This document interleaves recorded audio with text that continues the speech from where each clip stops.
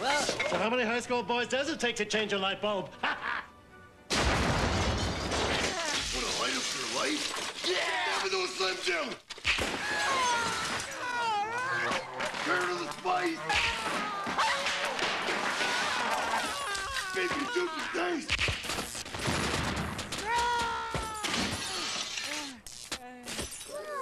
Need a little excitement? Step into a Slim Jim! Hey, welcome back to another Simicast. Happy fucking Labor Day if you're off. I hope you're off today.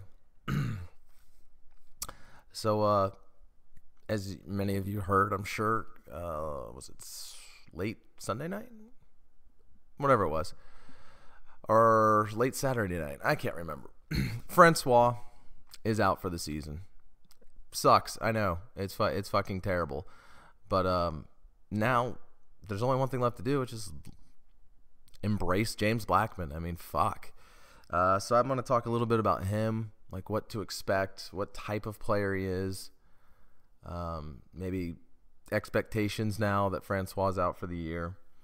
So James Blackman, if you don't know, 24/7 had him listed as a 4-star quarterback out of high school.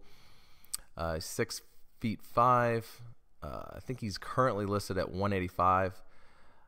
And I don't even know if that's true because you look at the kid, he's like super skinny. Like, if you guys remember Clint Trickett, like his early years at FSU, he might be even skinnier than that. Like, this guy is small. I've seen people try and come up with nicknames because it seems like every FSU quarterback lately has some kind of nickname. And I'm kind of partial to Slim Jim. It's simple, you know, not the most creative, I guess, but I kind of like it. You know, James, Slim Jim, works for me. The kid is super skinny. You can YouTube his highlights. Got a really strong arm. Since he's tall as hell, it's much easier for him to survey the field. He can put the ball anywhere on the field when I was watching the highlights. He has some athleticism, but I don't think he's like a great runner by any means. Like, he might be the kind of, like, he can pick up maybe a first down if he has to, but I wouldn't necessarily call him a dual threat quarterback based on the couple highlight videos I watched. And apparently his offensive line in high school was terrible. It doesn't take you long to realize that when you're watching. Just watch a few minutes. He seems to be running for his life more often than not. And I remember hearing all these things back when he was signed. So it was kind of like a refresher to go back and watch, 3 to 5 minutes of one of his highlight videos, which again isn't some great research endeavor on my part, but I mean, come on, it's me. I'm not going to go into huge detailed analysis, but just kind of give you a general idea of what the hell to expect. He was considered raw out of high school. Like, he was like kind of like the project type quarterback. Like, he has, huge upside, but this is a guy that most people thought, like recruitniks and what have you, and analysts figured, oh, he might need maybe 2, maybe 3 years to polish some things about his game. Tomahawk Nation talked a lot about his footwork, which needs some improving. And what to expect out of him? I mean, guys, I don't want to be a Debbie Downer, something fucking negative Nancy, whatever else you want to call it, but don't even think about the college football playoff right now. I'm not saying it's impossible. The Noles have an elite defense, and the offensive line, despite the morons on ESPN, talking heads, and social media that think the O-line was terrible, as I said in the reaction video, the O-line played good enough. Were they great? No, but it's Bama. They held their own for the majority of that game while it was competitive. Now, when the score got to the point where FSU had to pass all the time, like fourth quarter especially, yeah, that's when you saw some breakdowns because Bama's bringing the heat, exotic blitzes like constantly at that point because obviously they don't have to respect even the threat of a run because of the score. So people that are thinking the O-line played like shit, like, pull your head out. Did you watch the same game? Where they weren't great, but they were solid enough when you consider the opponent, when you consider Bama's front, their defense. And FSU's offensive line won't play a defense that caliber the rest of the season. They'll play some good defenses. Miami's got a top 25 defense. NC State does. Clemson. Probably Florida, but that's usually assumed. Even though I thought they'd take a step back from last year because they lost, some talented guys, I still just assumed they'd be, their step back would still be top 15, top 20-ish. But I don't know. I don't want to overreact to their one game against Michigan, but it seemed like the same old song and dance where the defense got gassed because they're on the field all the time, and then they got mowed over. But even when that was happening with the previous Florida Gator teams, it's hard for me to think back to the Gators playing a team as young as Michigan, which had so many new starters on offense. I think they had 7 new starters on offense, and yet that offense was able to get 430-something yards. So I don't know if Florida will be one of those top 25 Ds. It might be, like I said. I don't want to overreact to one game. But I expect the line to hold their own against everyone else going forward. Okay, they're not just going to be this embarrassment that some idiots think they were Saturday night. Towards the end of the game, yeah, like I said, there were some breakdowns, but under the circumstances, that wasn't too surprising. But watch the entire game and grade it on a curve because it's Bama. This line, I think, will be good enough. Not great, but good enough. You saw improvements in different people. And so when Blackman's playing behind this line, you can expect that Jimbo's likely, I hate saying dumb down the playbook, but let's be real. This true freshman wasn't even an early enrollee. Like, how much of the playbook could he really know? Okay, so Jimbo might have to play some ugly football to win games going forward. Use his elite defense, run the ball, and give Blackman some good downs to throw on. Like, for instance, first down is always a nice down to throw on. Give him safe throws. And so temper your expectations for the offense, of course, going forward. I mean, he might surprise. Hell, maybe he comes out and plays better than Francois. I doubt that. I mean, it's possible. I mean, maybe his 6'5" frame helps him more than Francois', 6 feet frame because he can see over the line of scrimmage, and maybe he gets more done. Maybe he does some more things, but I hard pressed to believe that. But I do like his upside, but I don't know how much you're going to see it this year. He's going to go through some growing pains, and the bigger concern might be, will he remain on the field? Because despite how I think the FSU's offensive line is solid, it's not great, but it's solid enough. No offensive line's perfect. Sacks will be allowed at some point versus those tough defenses FSU plays. So when he gets hit, is he going to be able to withstand it? I mean, I'm telling you, like I said, go look at his pictures or video of him you can find. This kid is just skinny. Like, even if the 185 that he's listed as is accurate, still, for 6'5", that is not big. I mean, for reference, I'm 6 feet tall, and I'm like 194. So I'm 5 inches shorter and 10 pounds heavier than his listed weight. And I'm not some, ripped guy myself by any stretch of the imagination. So can he take the pounding? I don't know. But I'll tell you one thing. I'm now very interested in watching the ULM game this weekend.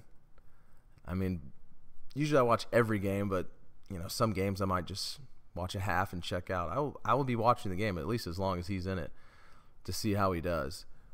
But there's kind of like an interesting dynamic to this game and how he performs. Like, if he performs well, obviously you got to take it with a grain of salt. It's ULM, but still you want to look for positives. Like, okay, was that an accurate throw? Not necessarily the results of yards and TDs thrown and all that, but like, ooh, that was accurate. He placed the ball where it should have went, or he looks comfortable in the pocket. Like, you can look for that stuff, but I would take a good game with a grain of salt still. But if he plays poorly, then obviously that's not a good sign. That there's no filtering that or sugarcoating that. If he plays poorly versus ULM, I'm going to be like, oh, shit. I expect him to play regardless of score, 3 quarters. He needs the reps. I mean, hell, maybe he even plays going to the 4th. I mean, I doubt it. I mean, the game should be out of hand by then. And even though he needs reps, probably not too smart to leave him out there when JJ is your next option. But I expect him to get some reps. I mean, if any time Jimbo wants to throw it with this kid, I mean, first game versus this opponent, get him some reps, as many reps as possible to get him ready for Miami the following week, then I'll understand it. And when you're watching this game, you might get frustrated because I get the feeling if that does happen, it could happen like right off the bat. Like Jimbo's just throwing, and if he hit, if drives are stalling and it's not moving the ball, fans might get frustrated watching it. Like, what are we doing? We can't move the ball against ULM. And so Jimbo might have to give in and just start running, but I expect to see him get a good amount of reps because Lord knows he needs it. And I guess last thing in regards to him is how he won the job. Like, he's been getting rave reviews from Jimbo all preseason, but at this point I take a lot of lauding that Jimbo gives his players with a grain of salt. Just seemed like been burned too many times when he's like, such and such is, a beast and whatever. More often than not,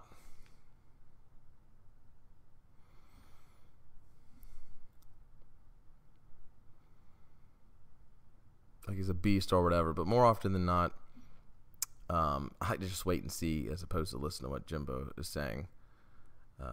But his competition for the number 2 QB spot was, JJ, who's a fucking lump of shit. Like, I saw a picture on Twitter yesterday where it showed, like, the quarterbacks all kind of standing close to each other in a drill.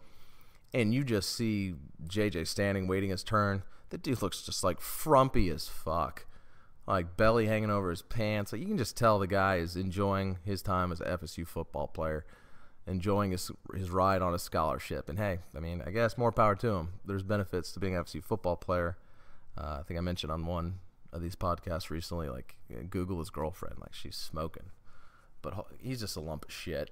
So he was going against him and Hockman, who did early enroll, but his shoulder was dinged up in the fall camp. So was Blackman really playing that well, as Jimbo, has said? Or did he kind of win that job almost like out of default because JJ's terrible and Hockman was a little hurt? Who's to say? But yeah, I am excited to see what he can do, but I'm realistic. This season I don't think it's going to fall off the rails like some people are just like, man, get back off the ledge, talking about 6-6 and all this bullshit. Like, look, this defense is elite. The offensive line, as I said, despite popular opinion, is good enough, and the stable of running backs can do some things. Now, the offense didn't look great Saturday night, but again, it's Bama. How many teams move the ball on Bama? Okay?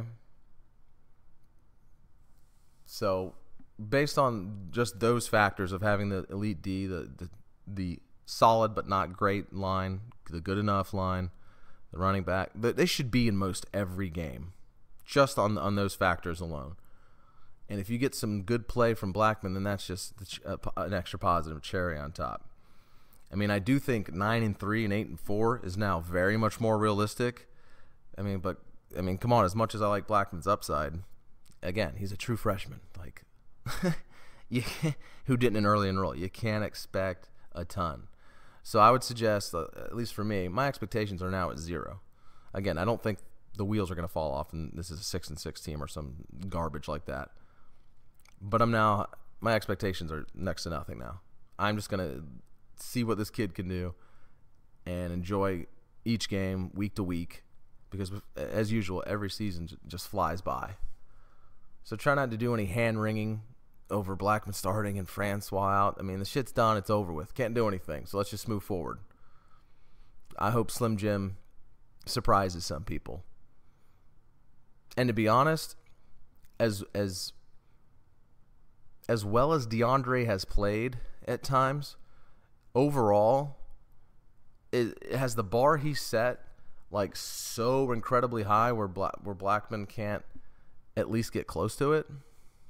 I mean, I had expectations of Francois playing better this year, but let's not think that he was going to play at like a Heisman level, and so now the drop-off between he and Blackman is humongous. I mean, there's obviously a drop-off because it's a true freshman. I mean, just going to keep repeating that. But I don't think the drop-off is just this huge thing where this can derail a season to a 6-6 level. We'll just have to find out. I'm holding it and just keep it together. And, part of me wants to give Jimbo and company a pass for this year. I mean, people can say, hey, but he should have had better quarterback depth and blah, blah, blah. All right, well, there's other teams in that situation. Look at Bama's quarterback depth. They've had so many QB transfers. I think the next man in line is a true freshman for them as well, or maybe a redshirt freshman. They don't got any proven commodities behind them, but it's Bama, and they can get away with that because their players 1 through 85 are insane. Okay? But it's going to be hard for me to get to criticize this team too much because now that their hand's been forced, this is unfortunate that this happened. And idiots want to blame the O-line, which is freaking retarded. But I'm trying not to criticize as much as far as end-of-year results. Man, Jimbo's, like I can hear it now. Jimbo sucks. He went 9-3 with this team. Or 8-4, whatever it may be if it goes that way. Like, yeah, he did it because he had to play 11 games with a 180-pound freshman who has been on campus like a month. Okay, so I the only criticisms I might do is how he handles them in game. Like if he tries to make him beat a team on his own, like if he comes out passing or trying to spread people out and pass, like versus like a Miami or NC State, and not try to play to the strengths, which is the defense and the run game, then I'll be disappointed. But anyways, that's a little Blackman talk. I'm going to let you go. Please subscribe. Thank you for listening, and I'm out.